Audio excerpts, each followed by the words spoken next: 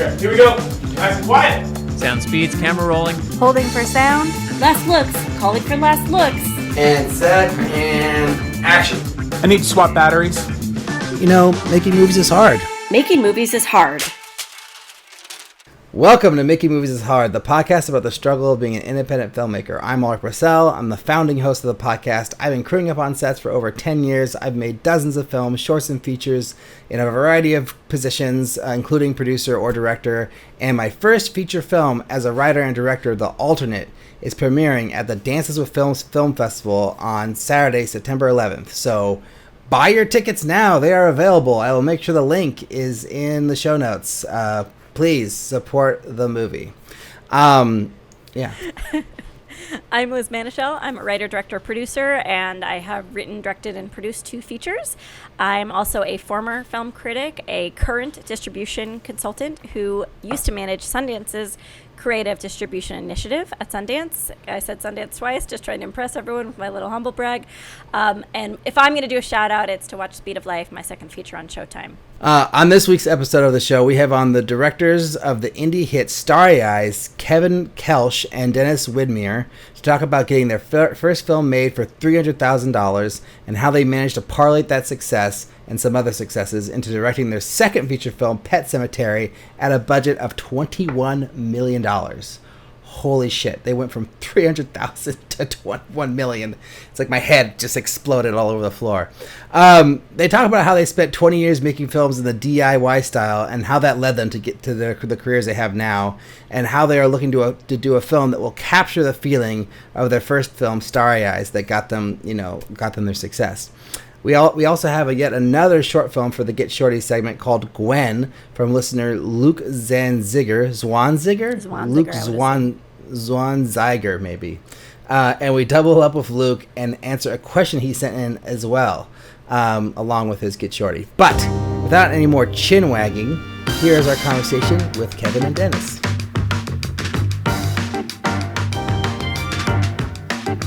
Well, let's jump right in. Yeah. Yes. The first question we have on Starry Eyes is, would one of you give us the elevator pitch? It's not really an elevator pitch movie, but I would basically just say it's about a woman kind of, very ambitious, looking to get a role in a big movie, and kind of the lengths that she'll go to do that. Yeah. Basically it is, Yeah. I would say, the story of the horrific lengths an actress would go to achieve her dreams. And then how many days did you shoot? That's 18. Yeah. Yeah, 18 days on that one. Nice. Can you speak to the rough budget and what was it?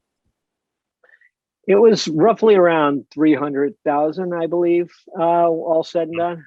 Yep. And then how did you guys come up with the idea for the film?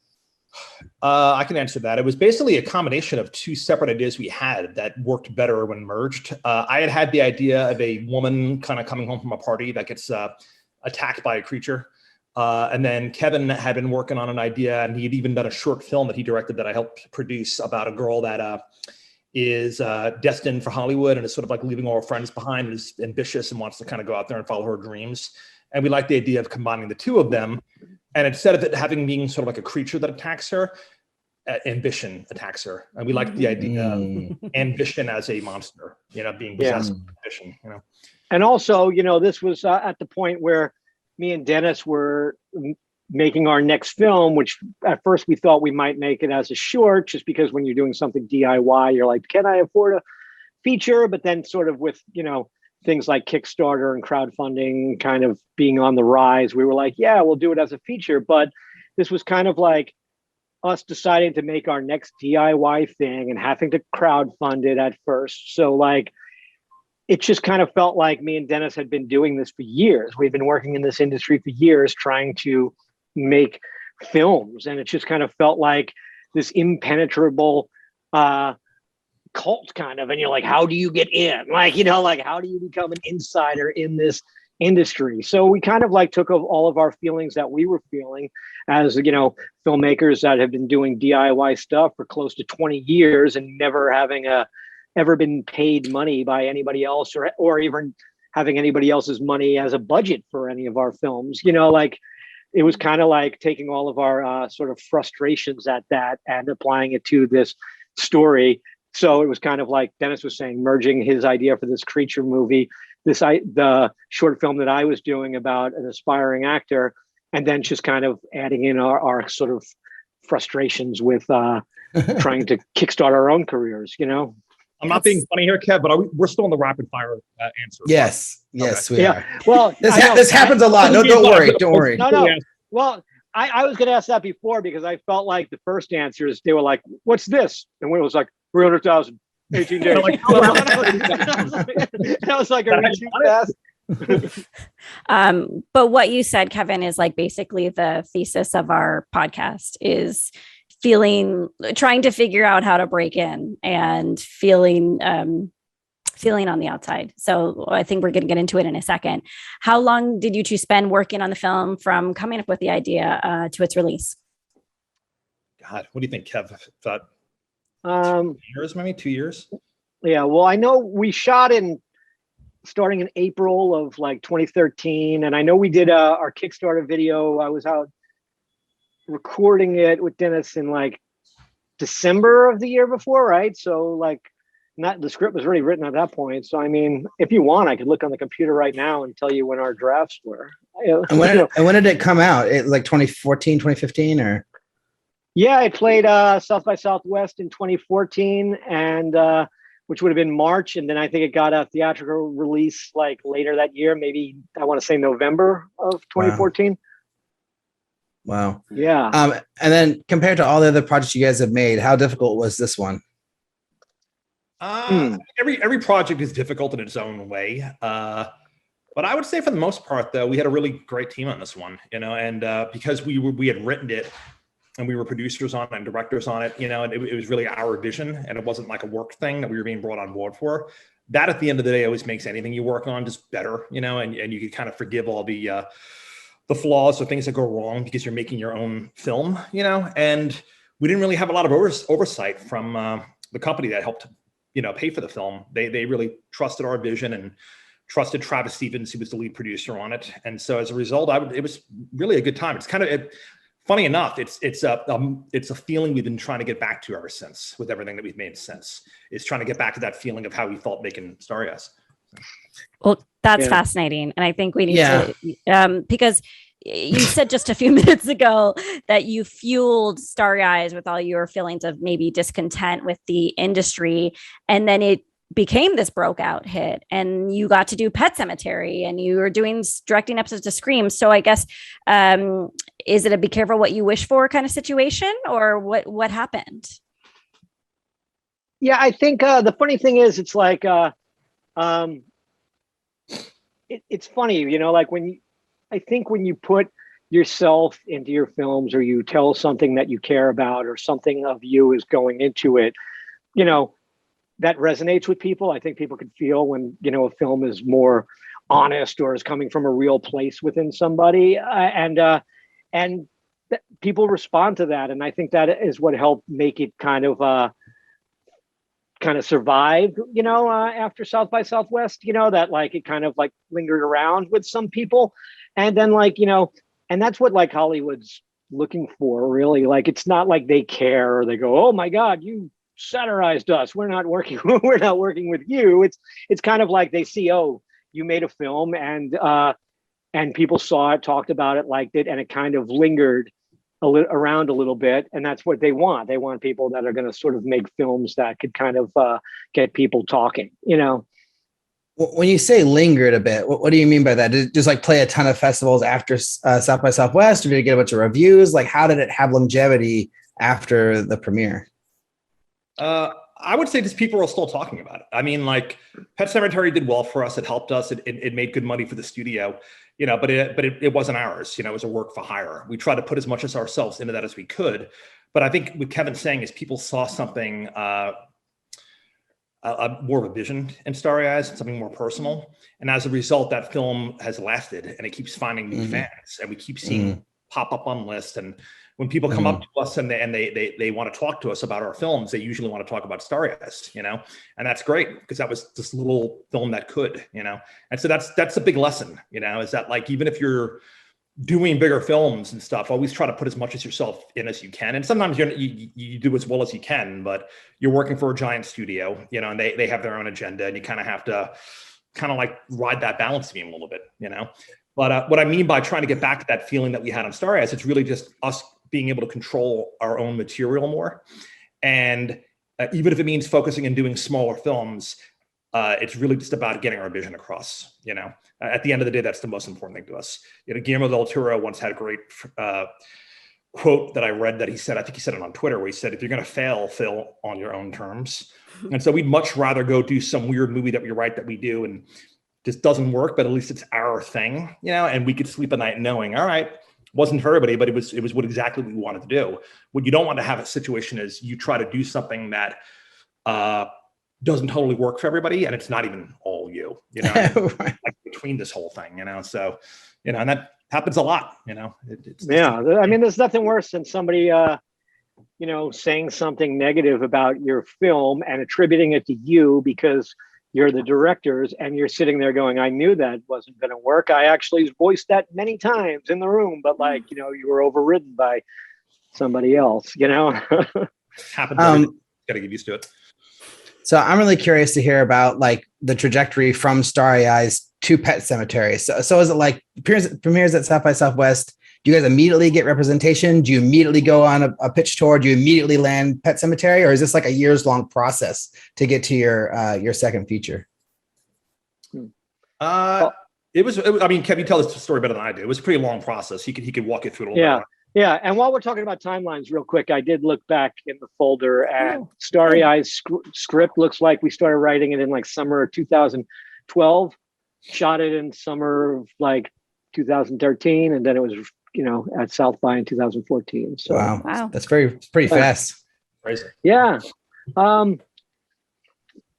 That's not how we do most of our other stuff. If only. You know, we've got another script that we've spent like 7 years reworking drafts of and stuff, you know. So I mean, but yeah, the way that it worked with Starry Eyes to Pet Sematary was that we did Starry Eyes, and it came out, and it was getting good reviews out of South by Southwest, but it still was this very small movie, and it got us attention. And it got us reps, like you were asking. We got our manager right out of South by. He saw the movie there. Then he took us on did the bottled water tour, as you say. Took us around town, meeting people. He introduced us to at all the agencies, and we got an agent and a lawyer and all that. And we, you know, kind of built our whole team.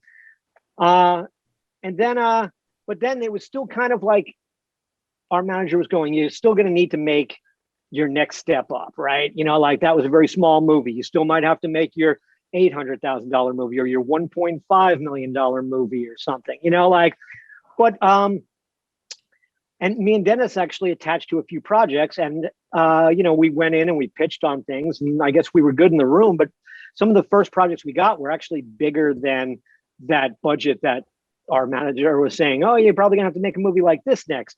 And suddenly we were attached to something that was maybe a couple $1 million, and like we did a script rewrite on it. And for one reason or another, each of these jobs that we attached to and that we did script rewrites on, the movie didn't happen. Movies don't happen all the time. It takes a lot to actually get a movie greenlit. So no fault of ours, different circumstances every time stopped the movie from happening. But the studios were always happy with the rewrites that we did on the script. So the next time we went in on a meeting for something, we would pitch on it. People would like our take. They'd probably make a call and talk to their buddies at the other studio, and, you know, and we got a favorable, you know, referral. So then like, we would get hired on a movie that was a slightly bigger budget than the one before that. And suddenly like the budget level of each movie was rising, even though the movies weren't happening. We weren't proving that we could make a $5 million movie or an $8 million movie and then a $15 million movie.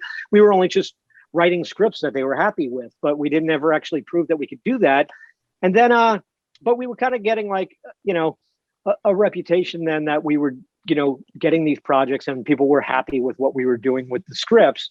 And then kind of like, and at the same time, when we talk about that longevity, like now it was a couple of years had gone by, because, you know, Pet Sematary we shot in 2018, you know, so it's been a couple of years since Starry Eyes. And then like me and Dennis were talking about, like, it kind of lingered, and like people online were still talking about it, and it seemed to have like a sort of a little cult following. And then it was kind of like, and then instead of it just kind of us not striking while the iron's hot, I think actually people liked us now for projects more, because it looked like we could make a movie that kind of like stuck around a little bit or stood the test of time. It didn't just, because, everybody loves movies when they see them at festivals. Everybody you're there, you're having a great time, you're with the filmmakers and everything, and and everybody loves to just be supporters. It's a very supportive environment, the film festivals. But like then, when the movie kind of stuck around a little, it kind of people were like, oh, okay, like they wanted us more for these jobs. And what happened was three things sort of happened. Was back when we first got our manager, he told us about projects around on the town, and one of them was Pet Sematary. We were like, oh, we're big fans of Stephen King. We were fans of the original movie. We'd love to do a take on that. But that was when he first said that thing where he's like, you'll never get that movie. It's too big. But then but they had it, and then they got a different director attached. And it was stuck in development hell, like most movies are, for years. And like I said, in those years, me and Dennis built up our resume and like got these bigger jobs. And then three things happened. Was the movie that we were supposed to go shoot that was at a pretty high budget level fell through. The director that they had on Pet Sematary left to go do something else. And then it came out, and and it was huge. And everybody that had any sort of Stephen King property wanted to just kind of fast track any of them into development. So suddenly Paramount's got Pet Sematary is a big priority for them, but they don't have a director. Our film fell through, and we got in the room. And on this project that like 3 years earlier, our manager was like, you'll never get that project. Now we were in a position that we actually got in the room. And it was one of the hardest things we ever had to do, because the pitch process was intense. We went on like 6 different meetings pitching. Oh, come back and pitch my boss. Come back and pitch my boss. Come back and pitch my boss. Going up the ladder, pitching like 6 different times. And it was one of the hardest things we had to do, getting this project. But eventually, we got the job. And trust me, when we did, we were actually surprised. It wasn't like getting called back numerous times. You're like, wow, we're going to get this. They must really like us. No, it felt like, each one was like, I don't know, going up to the next end boss of a video game or something. Yeah. Am I going to defeat this boss? So that's what Brett and Drew Pierce, we just interviewed them, directors of The Wretched, just said the exact same thing, that you're trying to level up and fighting the big bad of that level. Yeah. I told them guys that. You probably no, I'm kidding. I'm thinking about so Alrik and I are both directors, and we're both kind of in the genre space, by the way. So it's always super exciting to talk to directors like you. But what I want to think back on is like, I'm now only now, after my second feature, becoming acquainted to this game that you guys are talking about, the pitch game, the meetings, the water bottles. I had not been aware of it before. I didn't even know the term a water bottle tour until someone mentioned it in an interview.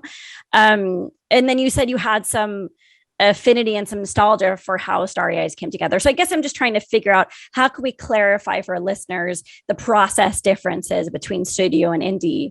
In Starry Eyes, were you also doing pitches to financiers, but it was just a little bit more control was allowed to you because the budget was smaller? Can you speak to just the process of getting that project off the ground by comparison? It's night and day. I mean, Starry Eyes, like Kevin said, we had a feature film before that, back in 2005, 2006. And so we'd already done a feature, and it was not a great experience. It was a long post-production process. Money kind of fell through, and we sort of walked away from that process, feeling like, let's just focus on short films for a while. So when Starry Eyes came along, are you hearing my wife in the background? We can just hear you, I think. Okay. So when Starry Eyes came around, we weren't looking to dive back into trying to make a feature film again, because it was not fun. But a couple things happened. One, everyone that we showed the script to back when it was like a 30-page script that would have been a very ambitious short film said, this really feels like a feature film. And we knew it did, and I think we were just kind of being gun shy because we weren't ready to kind of wade back into that pool. But then it was the advent of Kickstarter. And one of my other day jobs is I managed Chuck Palahniuk, the author of Fight Club's online web presence. So it's his Twitter, his Facebook. Kevin and I have met him a bunch of times. He's come to my wedding. He's guy's amazing. He's been in our lives for like 20 years. And he was okay with us promoting the Kickstarter to his fan base. He even said, I'll go ahead and I'll incentivize my fans to donate to your film by signing copies of my books. And I'll name 6 characters in my next book after real people's names. And suddenly people that really didn't care so much about our movie, but just really cared about getting free Chuck Palahniuk stuff were donating to our film. But I think once they actually got to our Kickstarter page, they were impressed because we really, like I said, we had the vision really laid out for the film. We had a pretty decent, like 5-minute video where we even hired an actress and shot like concept footage for the film. And so I think people were really able to see what we were going for. And then they really started to get into it. But our goal the whole time was to try to raise around 50 grand and then try to go make a feature film for 50 grand. And Kevin and I would have shot it ourselves on Canon 7Ds. We would have been producers on it. We would have been editors on it. We would have done everything ourselves. And we were fine with that. That's how we normally had done it up until that point. But along comes Travis Stevens, a friend of ours who is also a producer. He had produced Evan Katz's film Cheap Thrills, and he had a number of films that had played festivals over the years. And we were just friends with him. We weren't looking to really get anything out of the guy. And I think it got to the point where he was waiting for us to ask him, hey, can I see the script that you guys were trying to raise money for? And so when the time finally came that he read the script and then saw the video we put together, he was very impressed and he wanted to be involved with it. And then what happened was he came along with some money from Dark Sky Films, who had done a few of his films, and including films such as like Ty West's film House of the Devil. And they had a cool little. We were fans of those guys. And so between the $50,000 that we raised for Kickstarter, another 50 grand that we got just through friends and family and personal investors, and then the rest of the money that Dark Sky brought on board, the film fell into place. So it wasn't like we were going around town pitching it. We were intent on just making it. We were raising the money already. And it was sort of like the train had left the station and people were just getting on the train, which is a piece of advice that I would have for your listeners, that if you ever are doing something independently, don't come at it like you're making a studio film. The beauty of how you're doing it is the independent approach. It's basically just go. And if people want to get out of your way, great. If they want to jump on the train with you, great. But you're not waiting for anybody and you're just pushing ahead. I mean, like you'll hear stories about filmmakers, Quentin Tarantino, the way he was originally going to make Reservoir Dogs. He was just going to go make it himself, very low budget. And then all of a sudden Live Entertainment came on board because Harvey Keitel knew them, and then suddenly he had a bigger film. The difference there is that he would have made that original film. He would have made the smaller version of Reservoir Dogs, and we would have made the smaller version of Starry Eyes. We weren't looking to get more money for it, But then when you get into the studio game, whole different ballpark. You're now competing with tons and tons of other directors, and there is a whole series of people that you have to pitch to, and you have to they're looking for any excuse not to make the film or not to hire you. And so this is where things like the pitch books, director's books, lookbooks, Ripomatics, all these things suddenly come into play. And I don't know if it used to be like that, but I think that because it's such a crowded industry right now, and there's so much money on the line, people just need to really kind of see the entire film before they really pull the trigger on it. And then even after Paramount was intent on making the film, they internally have something called a greenlight committee, where all the executives that we're working with then have to go and pitch to their bosses at Paramount. And they actually have like giant easels and poster boards, and this is what the marketing is going to look like. And this is what the budget's going to be. And a whole series of people that are above even their pay grades and like a whole board have to either go like this or go like that, thumbs up or thumbs down, if the film's going to happen or not.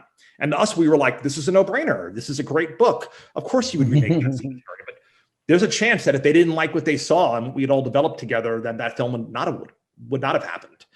And so that's really the big difference. It's just you doing it on your own and hoping that people get what you're doing and come on board, but you're doing it no matter what, versus you want to do it. Everybody wants to do it, but they're all looking for reasons not to do it.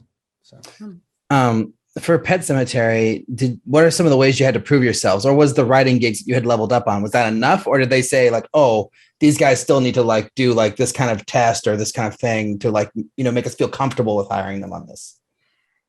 There was no test, but like again, it was a lot of series of going in and meeting many different people. And me and Dennis, we make directors' books when we go in, so we have like images showing how we would sort of shoot it. But I mean, like If you mean like how you're saying rip-o-matics or like some people shooting test footage or something, nobody sent us away and said they wanted us to do that and made us go do anything else, but it was just, yes, like having to like go and convince a lot of people, I'd say it was the true test was the script and our ideas for the script. We weren't writers on the script, but we helped fashion it with the actual writer. And I think that because they had already a script that they had developed for years, and they were all just sort of used to that script, they kind of got stale on it. And they were looking for people to kind of come along and tell them what they had and then tell them how it could be better. And that was really our big in, was we really broke the story for them and brought the script that they had closer to the novel, and brought characters into their script that they were no longer there. They didn't have Zelda. They didn't have Pascal. They were kind of missing some key opportunities for iconography. They were all talking about it and how it has kids on BMX bikes and it's the 80s and it's Pennywise. And what do we have in Pet Sematary? We have to convince them. It's like you have a lot. You have like a cat. You have Zelda. You have Pascal. You have all these. You have the truck, the road, the cemetery, the deadfall. The story is loaded with iconography. And you have to start embracing that and not kind of being afraid of it. That's the movie that people are really going to want. And they didn't. I don't think they really understood that. And even the writer was thrilled when we came on board because he had been dying to do that stuff. And so we all sat down together. It was really just about moving the script back to a place where it would work for people who had never read Pet Sematary and never even seen the original movie, but it would also work for people who had seen the original movie and had read the book and wanted some familiarity, but also something kind of new as well. And so that was really the sweet spot that we were always trying to land on. I'm guessing that you can't get into specifics, but if you can, please do. What kind of power and control do you have in a studio film with the contract that you signed? Like, did you have final cut? Did you have any power over studio executives when they gave you any sort of constructive criticism? No. Yeah, no, I mean, it's really just a handful of directors that get final cut at a studio level, so us coming in from, we were lucky to even get a studio film of that size coming off of the little film that we did. So, you don't have final cut. I mean, we're in on all the decisions though. I mean, but there are certain things that, towards the end where you start doing test screenings, and the same way that Dennis said, when a movie gets greenlit, it goes up against this sort of green light committee. And what's in the green light committee is who's front and center there is their marketing department. And the marketing department has to see if there's enough in the movie to sell it. Like, is there enough for the trailer? Is there something that could go on the poster? Because when you make movies at the studio level, you're spending a lot of money. And the only way to take that gamble is if you're going to get a return. Like, there's actually a lot of things that a lot of the execs liked with our ideas and said, that's great. We could do that if we were doing the $8 million A24 version. But but we have to, if you're making a studio movie and we're spending the money that we do, we have to, do it the way that we feel we're going to get our, money back, and so they take those test screenings and things of the sort very seriously. So, in the end, there was right towards before release, there were some things we were overridden on because they went with the decisions that they thought the audience was voting on, and to them, that's somebody voting with their dollar. These are the people that are going to buy tickets. But before that, before that final thing, me and Dennis were in on every, we're in on every meeting. We're in on every decision, sometimes, like I said, somebody above you might have the final say on that decision. We didn't always get every single thing we want, but it wasn't so. But when you say control, it wasn't like we were left out of all the decision-making processes. We were there every step of the way in the room, but just sometimes, if you're at odds, the studio wins, At the end of the day, it's their money. They're going to win. Yeah. So lot of the things we talk about in the show is like sustainability as filmmakers. So like, how can you actually make a sustainable career as an indie filmmaker or any kind of filmmaker, really? So the question is like, after Starry Eyes did so well at South by Southwest, and you've got, your new representation, and you're getting hired to do these rewrites, is that it? Are you like getting paid and, providing for yourself off your writing and your filmmaking solely, or was there a period where you still had to do your day jobs before you were like, doing filmmaking only as your only thing that you're providing for yourself on? I would say anybody getting into this industry, and like, unless you're like Christopher Nolan or Steven Spielberg, try not to quit your day job. Try to have some form of, for real. I mean, try to have some form of passive income, or have enough money kind of, tucked under a mattress somewhere. Because with us, I mean, we haven't made a ton of money. I mean, the money that we've made has really just sustained us to have our health insurance, and it's really just been writing money. Ironically, we've actually earned more money probably from writing gigs than we have from directing. With TV especially, they don't pay you as two directors. You have to split your fee. Whereas with movies, the DGA honors it to where you do each get your own fee. But the money helps you out a little bit, but really you have to stay with it, and you have to keep working. There's a reason why directors try to work as much as they can, and they get commercials and music videos and stuff. And so with us, because Kevin and I also know how to write, like we just signed a new writing gig. We're always trying to keep that going on the side, because that's a more reliable revenue stream. I mean, it takes a long time to make a movie, and even then, you don't really start getting paid on the movie until the first week of production. There'll sometimes be a development fee, but you're really not getting paid that much early on in that development process. And so it helps to have some money put away, or if you have something you are able to do on the side that doesn't get in the way of you working on, your dreams and writing and trying to direct films, keep that going. This is not like, I've made it, I'm in Hollywood, Mom. It's really, that's really not what it is, especially nowadays. Yeah. And I would say if it's sustainable, what you're asking, that's what we're trying to find out. Like Dennis was saying, when we're trying to get back that Starry Eyes spirit. Like when we made Starry Eyes, we didn't get any money. We started as a Kickstarter. It was our own passion project. All the money went on the screen. So we didn't get paid for that. So we didn't make any money on a film that small, that indie of a film, or that much of a passion project. We didn't get paid at all. Pet Sematary, we got paid, but at the same time, like we said, it's not 100% your film. You don't have as much passion. And when Dennis says we choose to write, it's like writing is sort of easier.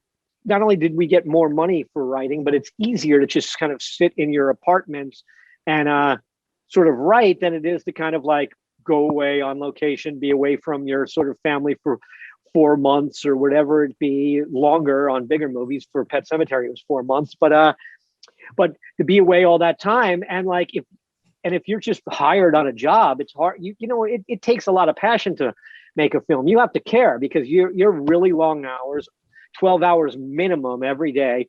Everybody's coming up to you wanting your say in every single decision, like what t-shirt should he wear, this one or that one or whatever. And if you don't care, you're like, it's like, the work's going to suffer, the film's going to suffer if you don't care. So so we want to stick to doing our own projects and things that we're passionate about. So we're trying to find that, we're trying to find that balance. Maybe it's the guys I was saying at the A24 level, that are doing kind of these movies that fall in between, like the super low budget indies and and a big studio movie, these middle level kind of movies, maybe there we could make something that is our passion project, but yet we could still pay our rent. But that's what we've been doing for the last couple of years, is taking some gigs for hire, writing some of our own passion projects that we haven't made any money off of yet. And we're trying to, our goal and our dream would be to find some middle ground where we could be doing those passion projects, but at some level that we could keep our lights on, And we'll let you know if we find it. Please let us know. Can you talk a little bit about Scream? And actually, we usually talk to filmmaking teams about how they divide up the labor, but I'm keenly interested in TV, which is not a director's medium, how you can have a filmmaking team at the helm of the ship, so to speak. So how did that work out? I mean, that's one of the things in between that we refer to that basically is just work, you know. I mean, all of it's passion. We're getting to be filmmakers and do what we love. So but I think what Kevin really means, and what I'm saying is that there are levels of that. You know, no matter what, we are constantly thinking of movies and watching movies and writing movies, and we would do that even if we were on a desert island and no one was watching and there was no money in it. We would still do it. And so, yeah, oh yeah, don't get me wrong. When we get hired for a job as directing, I mean, I'm so happy that I'm doing that instead of going into a office and like working on a spreadsheet, you know. Yeah, we both came from that world, so you know, trust me, we're living the dream. But with TV though, it's fun because you're kind of getting a creative vacation in that you're coming on board somebody else's thing, and it's a machine, a well-oiled machine, and we came on to Scream season 2, which was great. They had the same crew, same cast, and they knew exactly what they were doing, and then you're basically just slotted into that, and you get to kind of come in there and have some fun and try some certain things, and you bond with the actors. But at the end of the day, though, the show itself has a vision, and you're complementing that vision. The cool thing is that unlike a smaller film like Starry Eyes that we just come from, they have an entire truck of just toys. It's basically like, hey, you want to shoot this whole thing in a Steadicam? We got a guy set up in a Steadicam ready to go. Whereas on like something like Starry Eyes, it's like, oh no, we have to schedule which days the Steadicam operator. He's not available those 2 days. So can we do that handheld instead? And like here, you're just like, there's a crane. They're like, yeah, we'll set it up while lunch is happening. The crane will be ready to go when you're done with lunch. And you're like, and it's amazing. And you get to kind of hone your skill and get better at things. And the cast is lovely, you know, and we had a really good time on Scream. We came back and did 2 more episodes for season 3, and it's fun, you know, but at the end of the day though, it's not yours. And so you're coming in there and you're trying to, you know, complement their vision, but then you don't take it home with you. You know, you're not laying in bed trying to fall asleep going like, oh man, that thing that I dreamt of that I wrote 10 years ago, I didn't nail it. You know, you're just doing the best you can, and it's a job. And so we love it for that aspect. If we could do that in between movies all the time, we would, because it's kind of a way to kind of, you know, because I mean, the thing about film is, I don't know if everyone's like this, but Kevin and I are definitely like this, especially when we're working on our own stuff is, yeah, I mean, you eat, sleep, and breathe it, you know, you really do. I wouldn't wish it upon my worst enemy some days, you know, it's like, you're just constantly worried and trying to protect this baby that you have, you know? And then when it's somebody else's thing, it's like, it's their baby, and you're trying to do your best to nurture that. And so that's fun because it's different, you know, and it's not as exhausting mentally, you know? And so that's what I'll say about TV. As far as 2 directors, I mean, we really handle that the way we handle our own stuff too. And that, I think sometimes people think that 2 directors is sort of almost like a hustle, where it's like, oh, Kevin will work Monday, Wednesday, and Friday, and I'll work Tuesday. We'll rotate. It's really, Kevin and I both got into this business wanting to do everything. It wasn't like Kevin wanted to focus more on the camera and I wanted to focus more on the actors. And so yin and yang is perfect. We equally want to work on the same stuff. And so whenever we come onto a set, it's completely 50-50, you know, like we've talked about everything exhaustively, you know, about every aspect of everything that we're doing. And we have to be completely on the same page because, you know, we want to read all those pages ourselves. And so when we're on a set, even something like Scream, we're standing right next to each other. We're right next to the cameraman. We're talking to the actors. It's both of us. You know, I mean, the only time is that it's one of us is if somebody else is in the bathroom, you know, and that's one of the beauties of 2 directors is that you could do that. You got to go here, guys. Like, where's Dennis? It's like, Kevin's here. Just go ahead, you know, and it's like, yeah, you got this. I'll be back in a minute, you know? And so it helps there, but it's like, no, it's filmmaking is tough. And it's very therapeutic to have a partner that you could bounce things off and feedback off. And when you're going home after the end of a long day, you could kind of discuss the day with, you know, when you internalize that stuff too much, you could drive yourself crazy sometimes. And because filmmaking is so collaborative, certain people aren't good at collaborating. Like Kevin and I are really good at it because we have to collaborate with each other. And so by the time we get on set, I've already had to convince Kevin of all the things I want to do and vice versa. And so when it comes time to convince an actor to do something, we know how to do that because we've had to do it with each other already. So for us, it's very helpful. Dennis, when you said filmmaking is tough, you missed your opportunity to drop the name of the podcast. That's okay. So I want to get a little bit more into process at the television level. So when you get signed on, do they just hand you a script and they're like, this is it, you're shooting it, go ahead? Or do you get a chance to weigh in at all on any of the script at the script level? And then follow-up question, when you get into post, are you involved at all in the edit, or is it more like you just show up for your shoot days and then you're done, hand off to the executives and you go off, do the next job? You just get a script and you are on meetings. You go in and you're on meetings and you hear, you talk with the showrunners and like, you know, you could say things and, you know, you could say things back and they'll take it into consideration, but like, but you know, so it's if they want to, you know, like me and Dennis would be in story meetings on Scream and we would say, oh, in this line, or what does this mean? Or this doesn't make sense. Or could this happen instead or whatever? And like, if they like your idea, maybe they'll put it in, but it's not like, you know. Yeah, whoever like the show, it's got to be their call, you know. Yeah, it's fun. Like we were saying, it's a creative vacation. You know, it's basically they'll have a series of scripts, and your agents will tell you, "Hey, this show they're looking for directors," and sometimes you'll hear there's like a couple different available episodes. You know, go, "Oh, we want to do that episode. That'd be great if you could do that." You kind of vie for the episode you want. And then with Scream, we just got handed in season 2 that episode, and we loved it. I mean, we thought it was one of the best episodes of the show, and we were thrilled to have that episode. You know, but yeah, I mean, you're doing their script. You're not involved in the writing at all. Things change on set the way they always do. An actor wants to say something a certain way, or you have a better idea for how to say something, and you discuss it with the showrunner or the lead producer, and they sign off on it or not. You know, and then when it's over, the DGA, I think, Kevin, what is it? You get 2 cuts. You sit down with the editor. Yeah, 2 cuts. Yeah, and they leave you alone. It's kind of great. And you sit down with the editor, and it's just all of you working on it together. And then when it's done, then the studio or the network comes in and they do their own cut. And you kind of meet in the middle. Like you see a lot of the things that you did, and then you see some newer things that they bring on simply because they know their own show better than you do, you know? And that's it. So you're not done when it's over. You actually get to sit down and fashion the whole thing with the editor. And so it's cool. It's cool. The things that you kind of learn when you do TV, and you know how they kind of structure everything out is interesting. So for a little bit of context, I'm just wrapping up my first feature film. It's premiering at the Dances with Films Film Festival in September in Los Angeles. It's not South by Southwest, but it's pretty great. We're well aware of Dances. That's awesome. It's a good festival. Nice. Yeah. So the question is, like, you know, what would your advice be for someone like me who's got a film that's just about to come out or had just come out, and they're trying to like get their steps to get their next film made? Like, what are some of the things that like that person should be doing to like, you know, keep their career going, or like use the feature to like get their next project?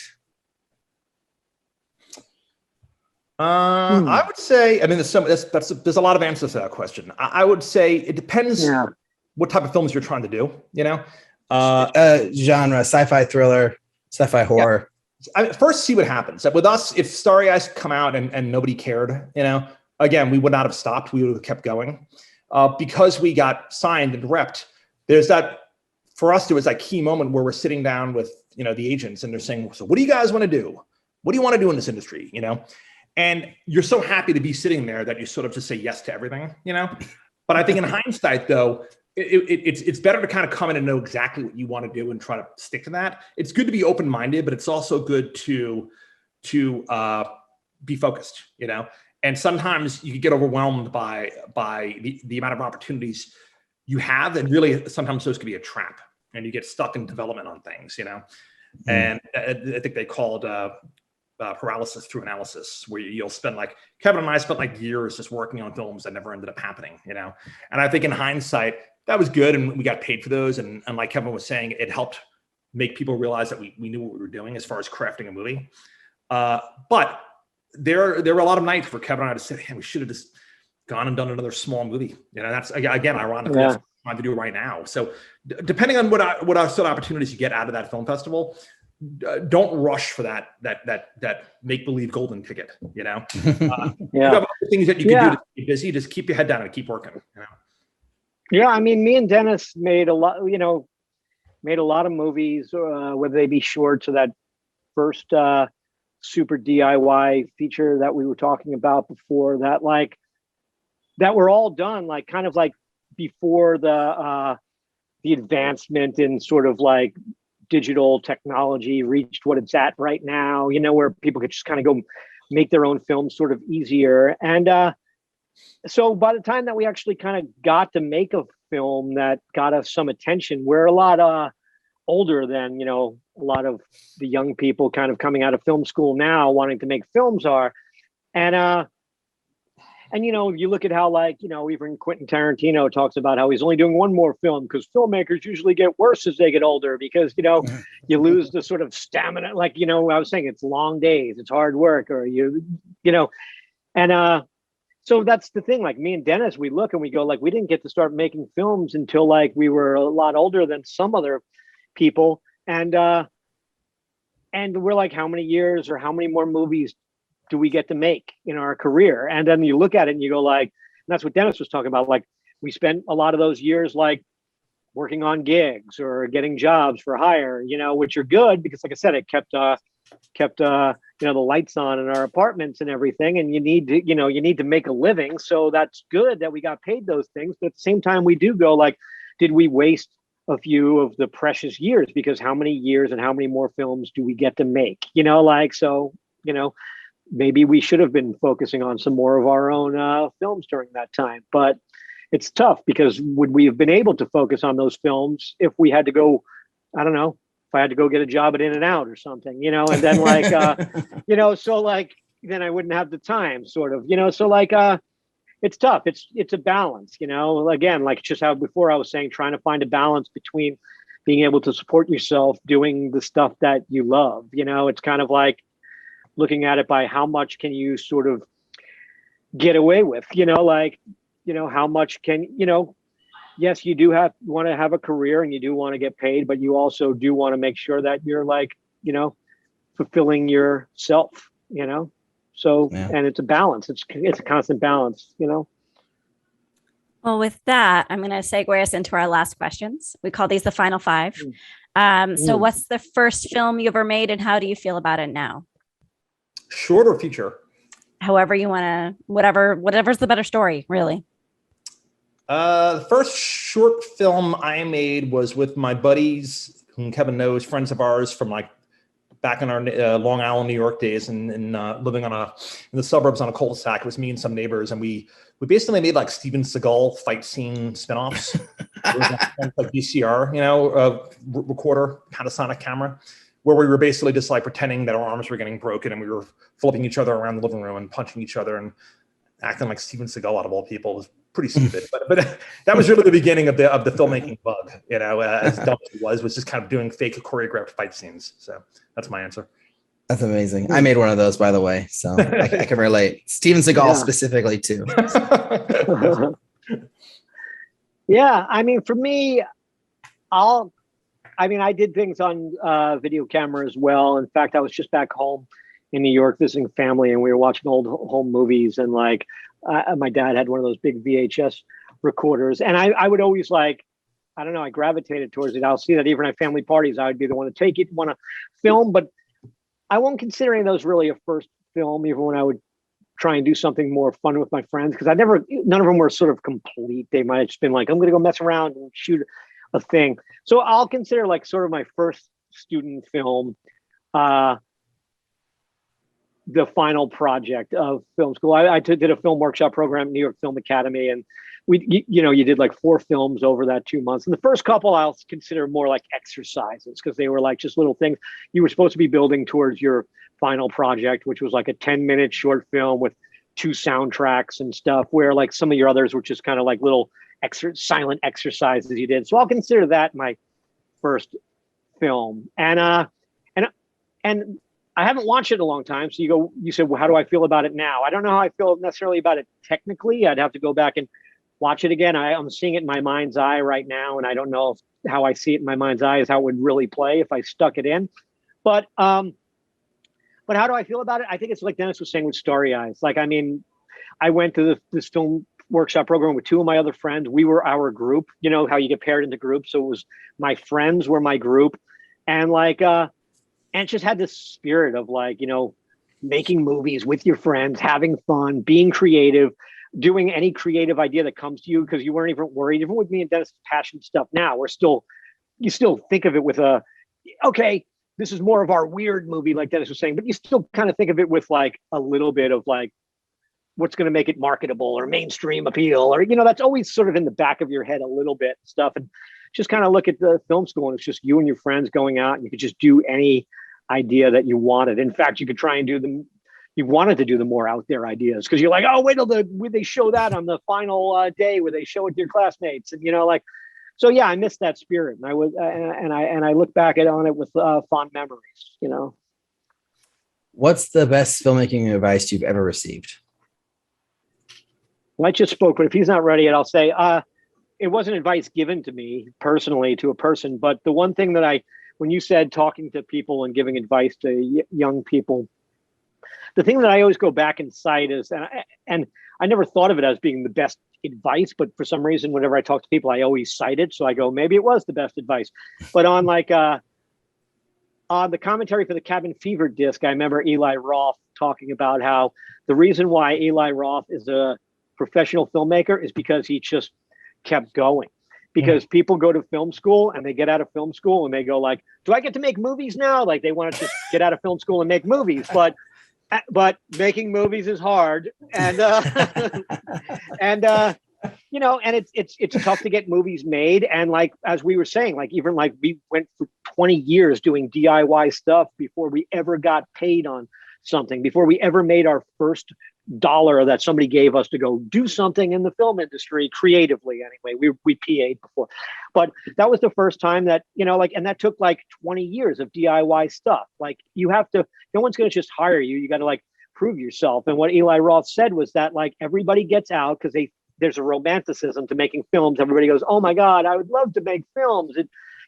It's this dream job that people have. And then they get out of film school and nobody just hands them, hey, go make this film. And then like, going out and continuing to make their own films that, outside of the school system where the cameras are provided for you and, hey, go shoot a movie this weekend. They don't do it. They don't have to go ahead and do it. And like Eli Roth said that he watched as all of his classmates start to just give it up and go get a real job because they need to support themselves. And the person that sticks around and just keeps going is the person that ends up sort of working in the industry, Yeah. And that's what happened with us. We went 20 years, 20 years of DIY stuff before we ever got paid on anything. Yeah, it's good advice. And at the same time, I don't know if I would recommend it. It's like I agree with Kevin and I did it. But at the same time, though, if someone said, gee, like that's what I'm going to do, I might not say like, yeah, go do that. Spend 20 years not getting paid and doing your own thing. And then maybe it'll happen, like I'm not saying I'd urge someone not to go down that path, but I don't think I would be super rah about like even telling my own son that like, do what dad does, like yeah. I'm deep down, I'm hoping he wants to be an accountant or like a realtor or something. That's more of a 9 to 5 than this, for real. So yeah. I don't know. But I don't mean it to make it sound like a negative. I mean, like the thing that Dennis was saying before about the train, sort of. Yeah.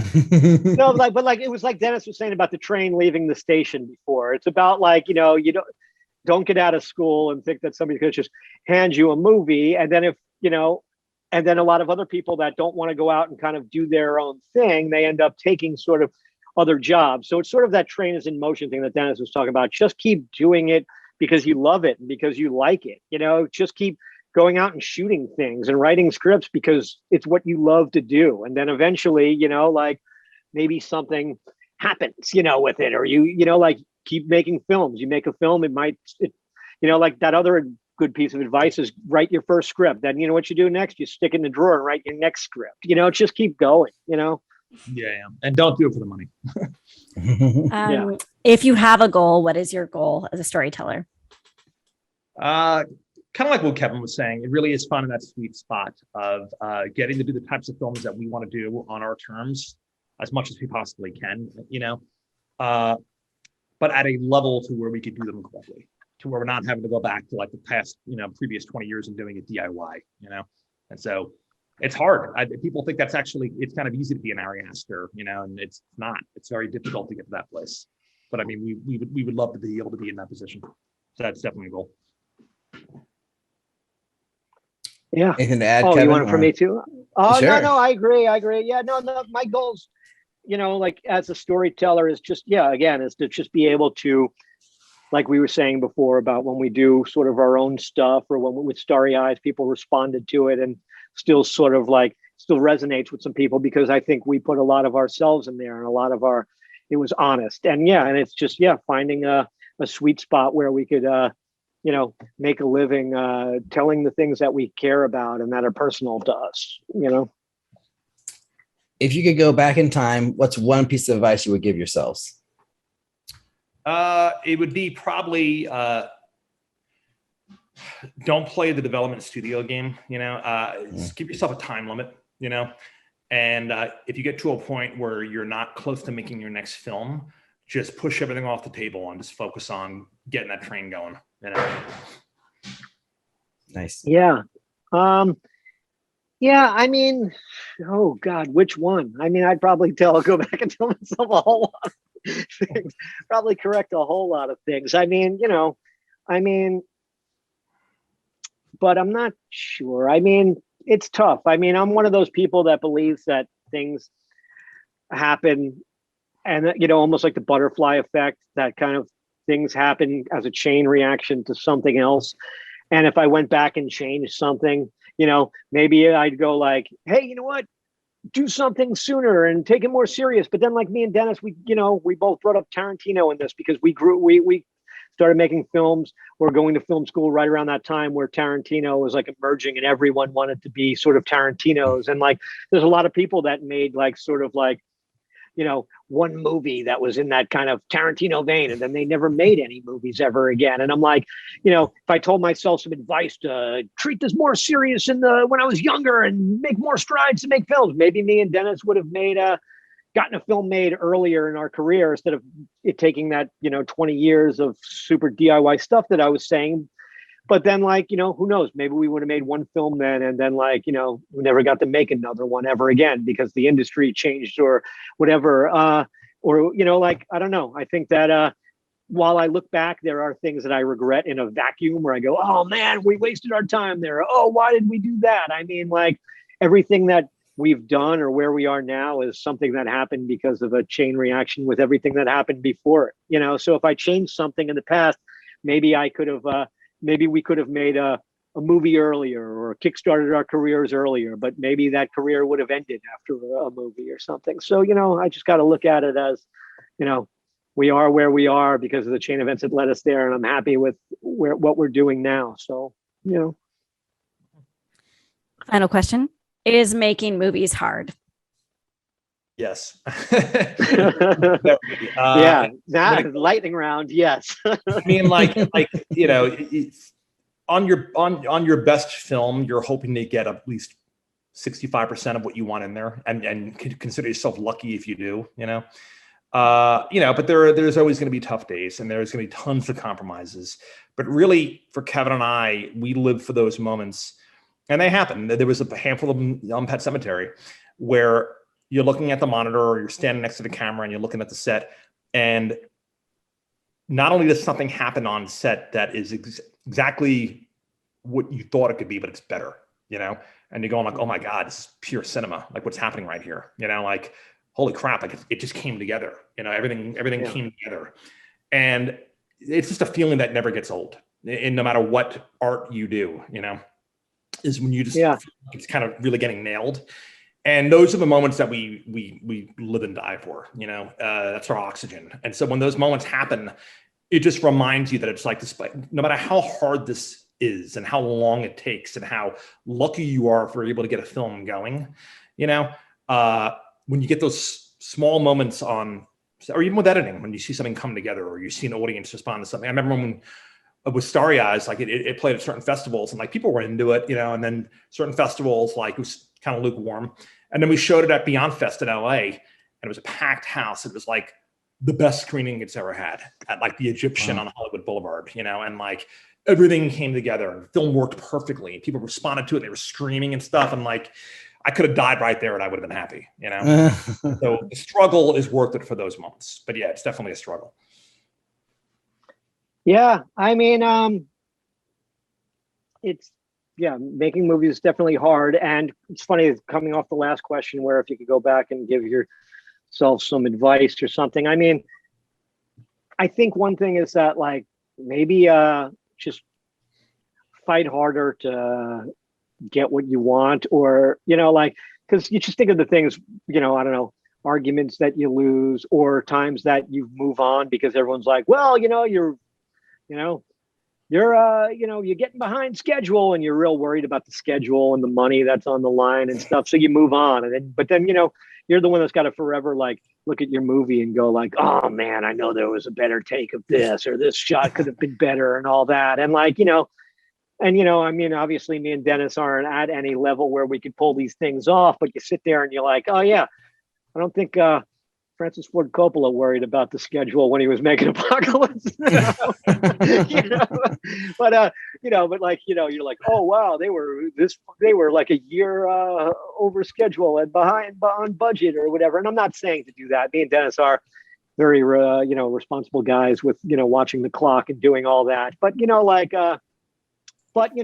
at the end of the day, like I was saying with some of those other things, our names are the ones that are on it as director. We're the ones that are held accountable for anything in the movie. And then I look at it, and there's certain things where I go, I'm being held accountable for that, but I didn't like that idea. I should have fought harder for what I thought was the good idea there, but we were overridden. Or I know there was a better take of this, but I felt the ticking clock, and I was like, okay, let's move on. And nobody knows about the ticking clock at the end of the day when they're watching your movie. They're just seeing the movie, so coming off of is making movies hard? Yes, those are all elements of what makes movies hard, and you move on sometimes, and you leave something the way it is, and you didn't even get it the way you wanted to, because all these elements are very hard, Yeah. Just get it on screen. That's all people care about.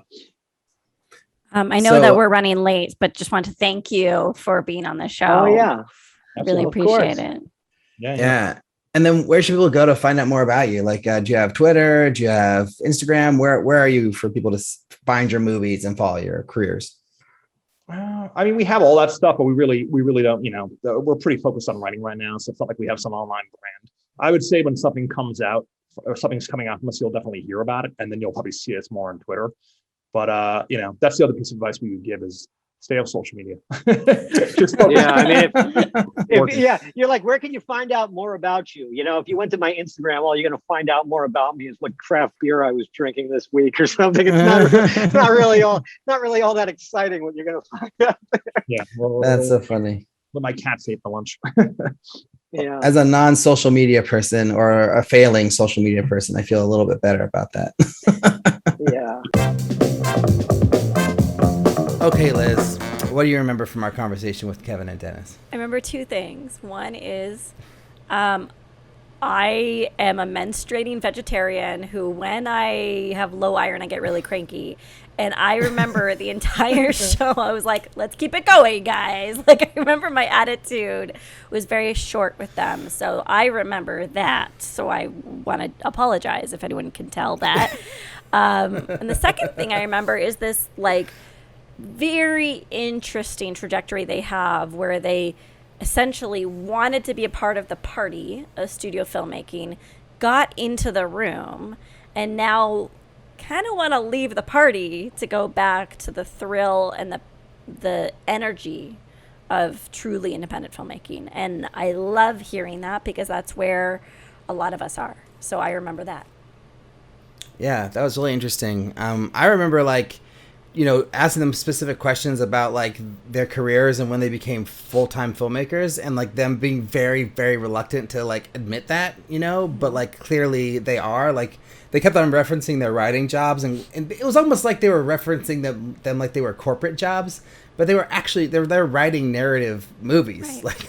That's the work they're doing, but they don't consider it the thing they want to do, because the thing they want to do is only direct their own scripts. And so to them it's they're still not doing the thing that they want to do, but it's guys, you are there.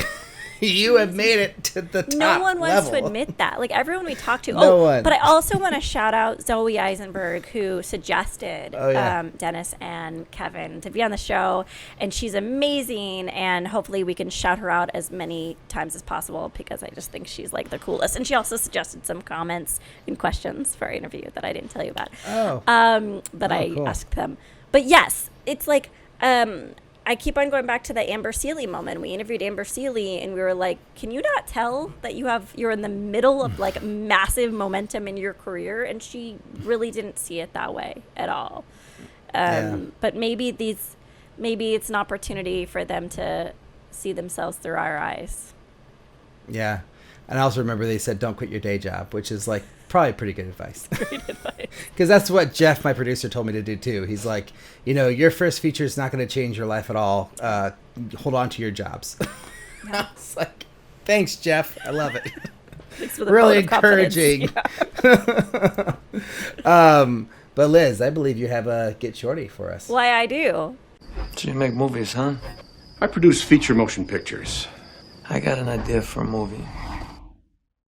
This week on Get Shorty, we have a short film entitled Gwen from new listener Luke Zwanziger, or Ziger. He'll tell us how to say his name. Here's Luke to talk about his film. My name is Luke Zwanziger, and I am a director, editor, screenwriter, I should just say filmmaker, and improviser, living in Portland, Oregon. And I want to tell you about our improvised film, Gwen, that we filmed in April of 2021. Why a short film instead of any other medium?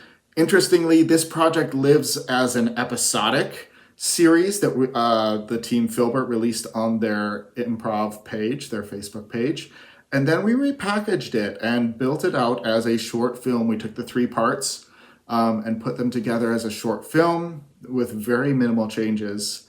And we honestly weren't sure if it would work, so we didn't go for a feature out the gate. We wanted to just start trying it and see what happened. So why this story? Well, it's improvised. So on some levels, you'd have to ask the actors. But Kristen Shear, my wonderful co-director, definitely pushed a lot of heart into this project and gave like very broad parameters of like, well, we had to know the location where we were shooting the day before, and then just kind of said sisters. And they went with it, and then she said an ex, and they went with it, and she said a local professor, and they went with it. And so why this story? It was pushing some of the work that the improv comedians do, that this team has done. They've acted together for 4 years. I'm part of the team. So there's a lot of chemistry and a lot of just trust and vulnerability, and I think that vulnerability really comes across on screen. How did we come up with the funds? Well, this essentially was no money out of pocket. I am always an advocate of talking about how much people brought to bear, so there's no money out of pocket, but I've been collecting gear for over a decade. I brought mics, lights. I brought all of that to bear. I was the only technical crew member. I had my co-director, Kristen Shear, who was focused on the actor's performance. I was also contributing to the story and actor's performance, but I was running the rest, sound, camera, lights, all at once to maintain COVID safety on set. Before making the short, what did you think would happen to your career because of it? I didn't really know. I hoped it would reignite the narrative cinema spark. I'd been wanting to make narrative cinema for a long while, but was working a theater job that was taking, 80 plus hours a week.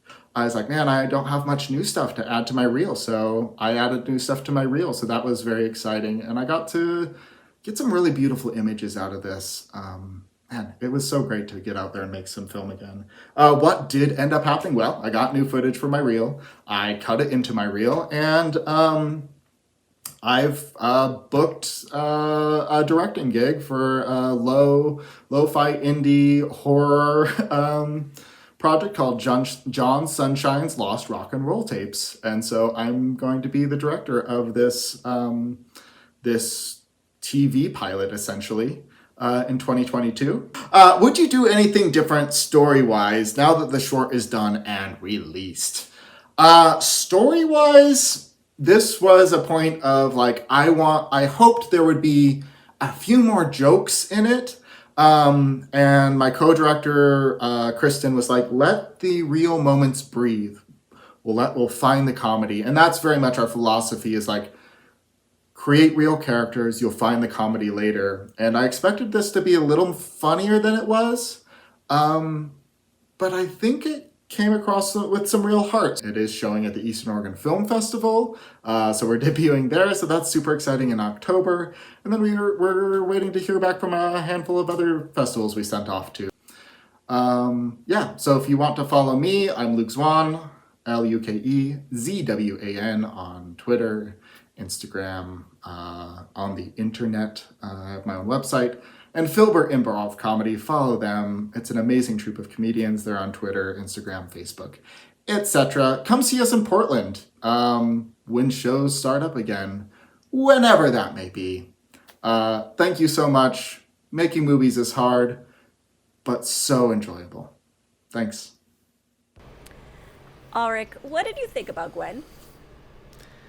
Okay. I thought it was mumblecore to the max.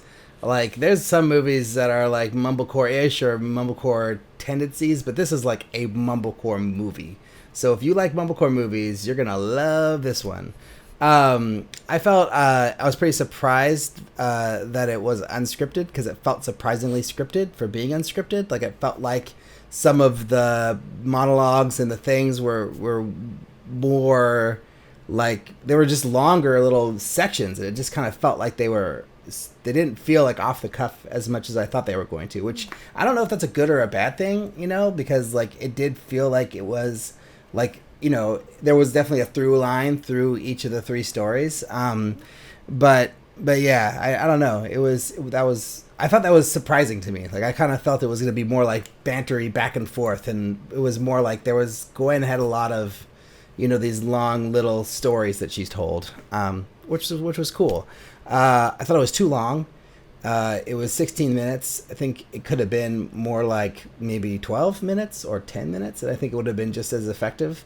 It didn't have any of the problems that the last week's film had, where with the opening credits or like ending credits, it was like it used up every minute of its screen time. Like, I was at like minute 15:50 or something, and it was like the movie just ended. So I was like, okay, great job there, Luke. You did it. You nailed it. Perfect. But yeah, I just thought it was a little long, and I felt myself getting a little sleepy, especially in the middle story. But I did really like these push-ins they did on Gwen, which I have to assume, since it was unscripted, that it must have been in post. Like, they must have shot in 4K or even 6K, and then did these digital zooms to get into Gwen, especially because they felt so smooth. Like, it felt incredibly smooth. Like, for a zoom like that, like, I don't know, unless he had somebody doing the zoom for him on a remote. I think that has to be digital, but I like those. I thought those were nice little moments where we just kind of zeroed in on her, and then came back to the two people. So I thought those were cool. But yeah, what did you think, Liz?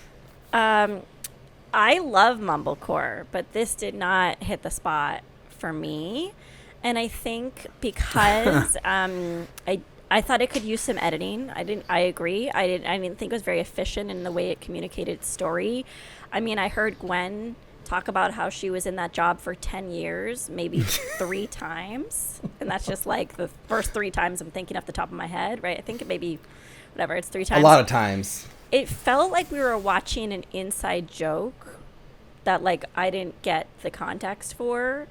Like, I didn't understand why the boyfriend had such fun but silly hair, or the ex-boyfriend had such silly hair. Oh my God. The hair. Wow. The beginning monologue by Gwen, I thought was like a Woody Allen direct address to camera, but I'm actually not sure whether it was or was not, because it felt like she was tonally jumping out of the scene to talk to the audience instead of to her friend that she was sharing a coffee with. Yeah. So I think, like, for me, the tone was all over the place. I wish the camera was more mobile. I wish it was like, if you're going to improvise a feature, like, let me be a person in the room listening to different conversations, and let the camera capture that magic. And it felt actually more stagnant than I was hoping it would be, especially with the, like, introduction that it was a completely improvised short. I just thought there'd be more life to it. Yeah, so I think, while interesting, and actually my favorite part was the guy at the dog park. I thought he gave the best performance. yeah. He was the most interesting. But I just find myself asking, why should I care? Which is not a great, kind thing to say. So I'm sorry, Luke. I think there's potential here, but I just think the film needs more life to it. It felt very stagnant. Yeah, there was like no journey of the character, like no change, across the three stories, or nothing learned or even if exposed. not that, like the main character's energy was all like, I don't even need her to learn something, but I'd like to see her happy or sad or like protective or hiding something. Like, yeah, I never got to know her. Yeah, it was like three slices of this person's life, basically telling the same kind of story to three different people that she encountered. Yeah. So it didn't really feel like there was a lot of nuance, or anything that we really learned that much about the character through that, I also think it was interesting that they like made such a big deal about how it was unscripted. Like, I don't know why we have to tell everybody that. Like, why is it so important? Is it because, like, to me, that thinks, like, oh, well, it makes me think that, like, maybe they were embarrassed by the story and the dialogue, so they have to make sure that that they didn't write it? Or, I don't know, but, I mean, what would be the purpose of making that a part of, like, the title of the movie and in the credits? It's an achievement, but it would be an achievement if you were like, oh, that was unscripted? Like, it would be an achievement if you felt like the quality rose above. Well, I don't know what to say, because I don't think improvised means bad or disorganized, but it does if the quality rises above that, then maybe then the preconceived notions of what improvisation is, then it's like a nice reveal. But I completely agree, you don't even need that. It just seems like a short about a woman who's going through something and could use a little bit more of a surgical eye in terms of its storytelling. Yeah. I mean, it's interesting you mentioned the boyfriend character with the hair and like the the vest. It's just like he was such a art directed thing. But maybe that's just who that person is. Like, I don't know. Like, I don't know if I really feel comfortable making fun of the hair, because the hair is right. Like, I was like feeling bad about, but it's distracting. And then I'm like, what is it about this character crazy that I don't know about that I could come out in that scene a little bit more? It's like such an aggressive haircut.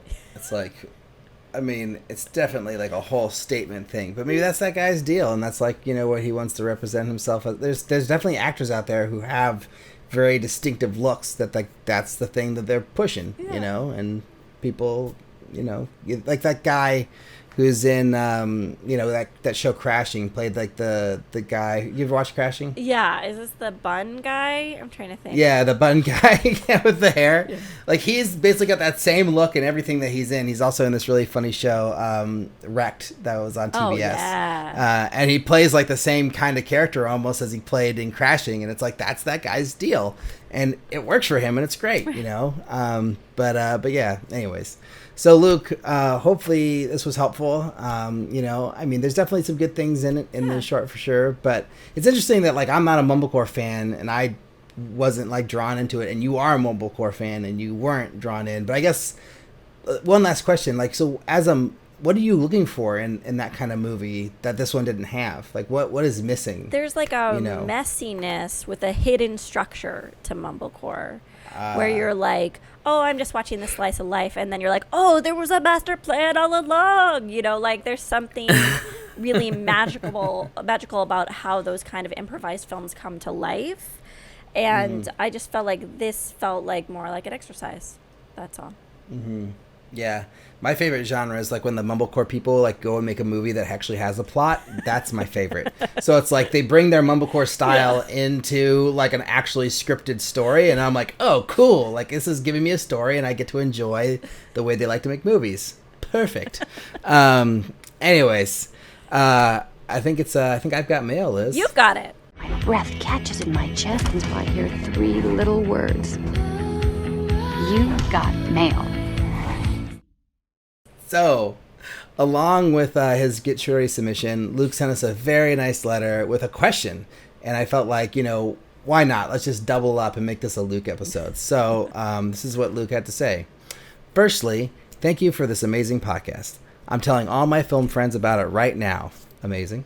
I've been listening daily since I found it last week. Wow. And I was gearing up for a short horror film shoot.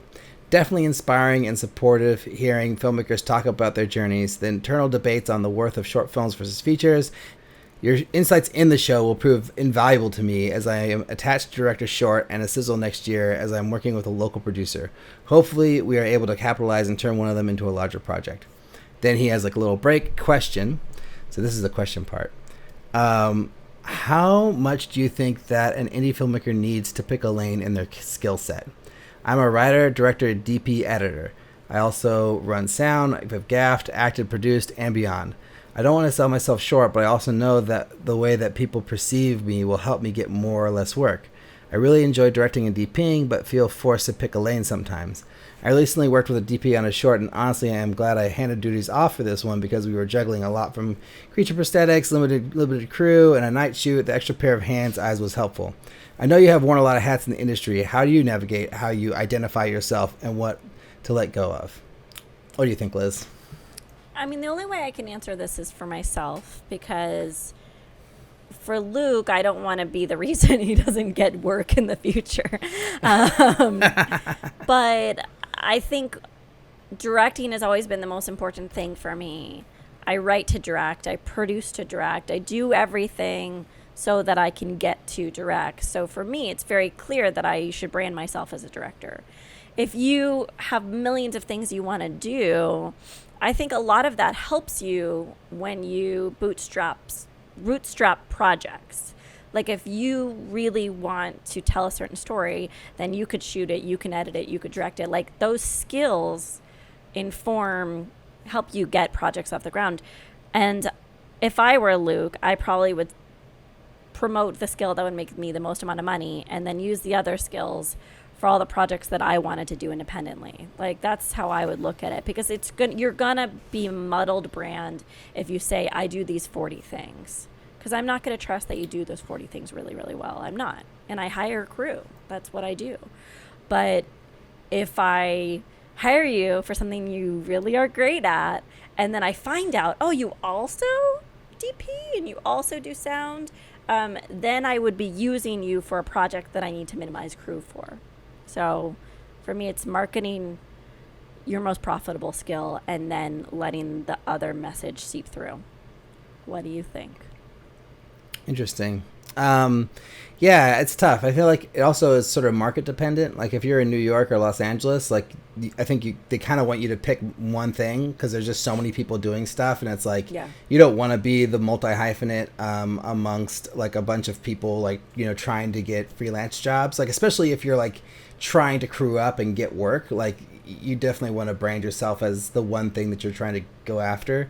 In the smaller markets, like my market in San Francisco, you kind of have to be a multi-hyphenate sometimes because there isn't that much work to go around. So like the more things you do, the kind of better chance you have at like, you know, putting food on the table. But like some people still don't like to hear about all the things you do. So you kind of try to like, you know, represent yourself for the job that you're going after. Yeah. So like, you know, if you're, you know, for freelancers, you don't really do resumes very often, but if you are making a resume, like you make like a very specific resume for the job that you're going for. Or if you're like, you know, trying to get a job, you know, whatever, as a DP, obviously just send them the stuff that you shot, you know, don't send them stuff that you've edited, vice versa. So it's really just like, you know, each job and each situation is separate.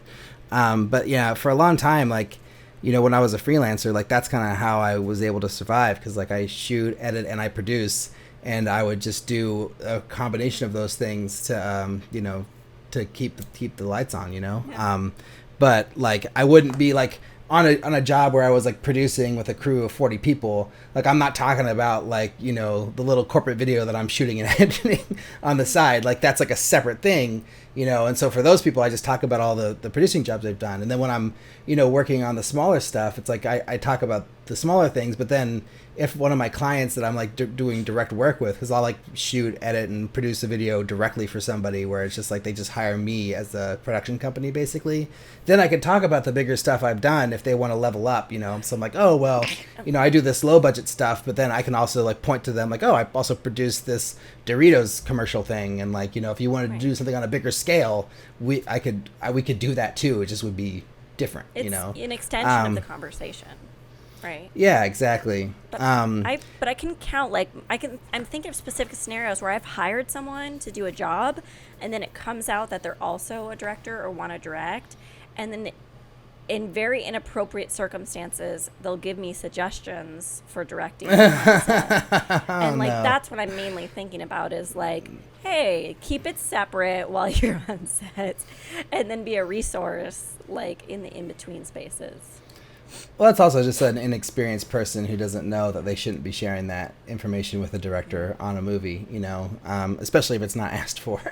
Yeah, and which happens all the time, you know, and like you'll see a PA who starts to like, you know, step up and try to like, you know, give suggestions in the creative, you know, and then like it'll have to be a producer or a director who just shuts them down and be like, no, this is not the time for your voice. Why don't you go get the coffee? In the 11th hour, giving a suggestion is not the timing. Right. Like, I'm down to reject the hierarchy, but just there's appropriate time. For yeah. There's definitely a way to do it, you know, and I feel like it's also the director who opens the door for that or not, you know, and I think a lot of these days directors are interested in hearing from the crew and like getting like multiple perspectives on things, but you know, obviously there's a time and a place, of course. But yeah, I mean, the other thing I was going to say is creatively, like my creative work and my corporate work were very separate. Like, you know, I wanted to do more corporate work as a director, but like I wouldn't really be talking about myself as a director in that world as much, because like my directing, like I direct sci-fi movies, I direct horror movies, like that's the thing I do, you know, and so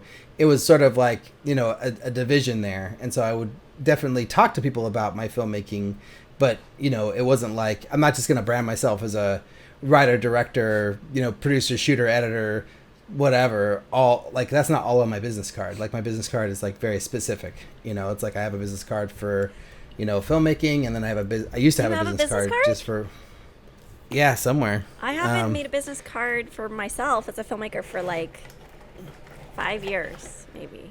What does it say on mine? It says producer, director, editor. Wow. Is what it says. And I got these made for free as a trade from a corporate job I did. Cool. So these are like this is like, you know, if in American Psycho, like I would like throw this down at the table and they'd be like, oh, I see the different types of cardstock you have here. Oh, the indent. Yeah. Oh, it's so nice. The texture. But yeah, I mean, and I think I liked that because, you know, it was, you know, pretty simple. Producer, director, editor, like that's pretty concise. You know, although that is 3 things, but I mean, that's 3 things that make sense together. But you're like, right about market. You're completely right about market. Like, I'm thinking narrative feature worlds when I answer that question. And you're thinking about that, but you're also thinking about day job video production, which is a really great delineation to make. I think if you're thinking about the narrative, like filmmaking stuff, it's like, I think writer director is like the jam. Yeah. And like we've heard that so much from people. It's like, if you can write and you're a director, it's like you're so much more valuable to representation, because they can like, you know, get you different types of jobs. If you just direct only, it feels like you're a little bit, I don't know. It seems like it can sometimes be tough, but then again, Jen McGowan doesn't, right? And she's doing fine. I saw her face in my head as soon as you said that. I was like, Jen's got something to say to you. Right, yeah. I don't know, but just like, you know, talking to, it was the Pierce brothers and you know, Dennis and Kevin, and then the Nelms brothers with their writing. And the Nelms brothers. All these brothers, exactly. All these like male duos. Where are the sisters? They're out there. We got to get the sisters on the show. Yeah. But anyways, I hope that's helpful. Hope you didn't tell your friends not to listen to us anymore because we gave you constructive criticism on your short film. Yeah, seriously. Well, I'm sure. I mean, if he's heard the show, he gets it, especially the last few episodes. Yeah. So like, you know, he knows what to expect. I don't think he's going in this with his eyes closed. Yes, we have a brand new iTunes review, and it's 5 stars. And the subject line is awesomeness, which is a great word, ? Awesome podcast, great resource, and source of inspiration and reality checks for independent filmmakers, says Buckingham from the United States. Thanks, Buckingham. Thank you for Yes. for that lovely compliment. And with that, I'll tee up Alrik to end the show. So, if you want to be like Luke Zwanziger, you can send us a question, comment, or suggestion to podcast@makingmoviesishard.com. Also, I think Luke or somebody else was like, I don't know where to submit my Get Shorty. Where's the Get Shorty submissions? Guess what? It's also podcast@makingmoviesishard.com. Or if you really like the show, you can leave us a review on iTunes, just like Buckingham did. Thanks again, Buckingham. You can also go to our YouTube page, now at 245 subscribers, 5 away from 250. Holy crap. And leave a comment or a question, and which we haven't been talking about lately because we did that for so long. We're going to take a break from reading every single thing that's said on YouTube unless something is really great to say. And lastly, you can support the show on Patreon, and we have a lot of wonderful Patreon patrons. Some have decreased their dollar amount recently. One emailed me about the decrease. They're funding for their film, and so they needed to decrease their monthly allotment, which is fair. No, I mean, I think that's totally fine, and I mean, I'm still grateful for every cent we get into the show. But yeah, thanks for hanging in there, people. Even if you have to decrease, we love it. And I don't know if I read where you can do that. It's at www.patreon.com/mmih podcast. Thanks in advance to anyone new who joins, and then. Finally, you can check us out on Facebook, Instagram, and Twitter at MMIH Podcast. And yeah, we hope to hear from you soon. Thanks to everyone for listening. Thanks to Kevin Kolsch and Dennis Widmyer for coming on the show. Shout out again to Zoe Eisenberg for recommending them. Thank you, Zoe. Check out our website, makingmoviesishard.com, where you're going to... we have some news in the coming weeks, so there'll be an update to the website in terms of some support of the show. So check it out before and after our announcement. Thanks to editor Cameron for doing the editing, and thanks to everyone for listening. Talk to all y'all next week.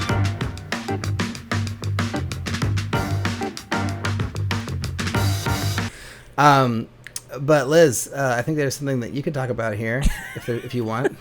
Stop teeing me up. Sorry. Can't help it. Yeah, we do. See, Cameron, this is your blooper. Use this as your blooper, Cameron. For the love of God, you can just take out the part where I said something, and then Liz will just start talking about the next thing. Perfect.